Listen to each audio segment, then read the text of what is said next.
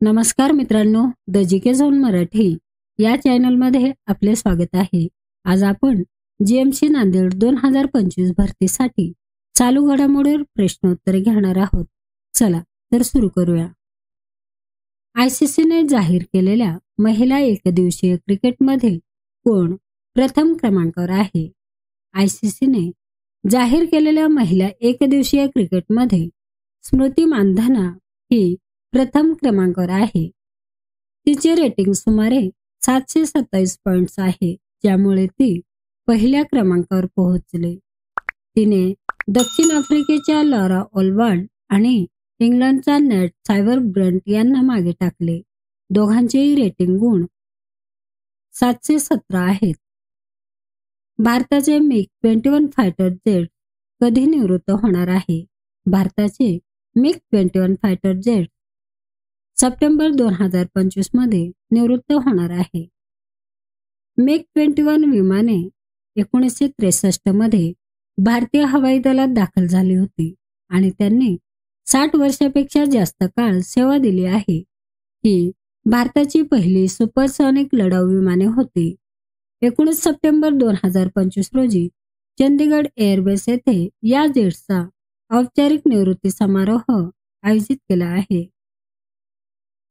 दूध उत्पादन वाढवण्यासाठी दूध सबसिडी योजना कोणत्या राज्याने सुरू केली आहे? दूध उत्पादन वाढवण्यासाठी दूध सबसिडी योजना आसाम या राज्याने सुरू केली आहे. आसाम सरकारने नुकतीच दूध उत्पादन शेतकऱ्यांसाठी प्रति लिटर 5 रुपये सबसिडी देण्याची योजना सुरू केली आहे. याचा उद्देश राज्यातील दुग्ध व्यवसायाला चालना देणे आणि शेतकऱ्यांचे उत्पन्न वाढवणे हा आहे. आसामचे मुख्यमंत्री हेमंता बिस्वा शर्मा यांनी या योजनेचा शुभारंभ केला आहे. महाराष्ट्राने देखील दूध उत्पादक शेतकऱ्यांसाठी प्रति लिटर 5 ते 7 रुपये अनुदान देण्याची घोषणा केली आहे. रस्ते नेटवर्कमध्ये जगात कोणता देश प्रथम क्रमांकावर आहे? रस्ते नेटवर्कमध्ये जगात अमेरिका हा देश प्रथम क्रमांकावर आहे.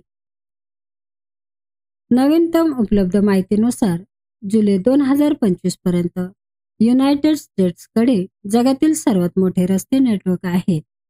अमेरिकेचं एकूण रस्ते नेटवर्क 6.59 दशलक्ष किमी आहे, जी जगातील सर्वात मोठी आहे. दुसऱ्या क्रमांकावर भारत आहे 6.37 दशलक्ष किमी, तर चीन तिसऱ्या स्थानी आहे 5.2 दशलक्ष किमी. हे आकडे 2023-24 मध्ये नोंदवले गेले आहे. आदिती चौहानने कोणत्या खेळातून निवृत्त जाहीर केले आहे? आदिती चौहानने फुटबॉल या खेळातून निवृत्ती जाहीर केली आहे. आदिती चौहान भारतीय महिला फुटबॉल संघाची माजी गोलरक्षक आणि युरोपमध्ये व्यावसायिक फुटबॉल खेळणारी पहिली भारतीय महिला फुटबॉलपटू म्हणून ओळखली जाते. आदिती चौहान तामिळनाडू राज्याशी संबंधित आहे. महाराष्ट्रातील कोणत्या जिल्ह्यातील इस्लामपूर शहराचे नाव ईश्वरपूर करण्याचा निर्णय सरकारने घेतला आहे? महाराष्ट्रातील सांगली या जिल्ह्यातील इस्लामपूर शहराचे नाव ईश्वरपूर करण्याचा निर्णय सरकारने घेतला आहे. महाराष्ट्र सरकारने नुकताच सांगली जिल्ह्यातील इस्लामपूर शहराचे नाव बदलून ईश्वरपूर करण्याचा निर्णय घेतला आहे. हा प्रस्ताव आता केंद्र सरकारकडे अंतिम मंजुरीसाठी पाठवण्यात येणार आहे. अनेक वर्षापासून हिंदुत्ववादी संघटना आणि स्थानिक नागरिकांकडून ही मागणी केली जात होती. ग्रीन हायड्रोजन समिट 2025 चे आयोजन कोठे करण्यात येत आहे?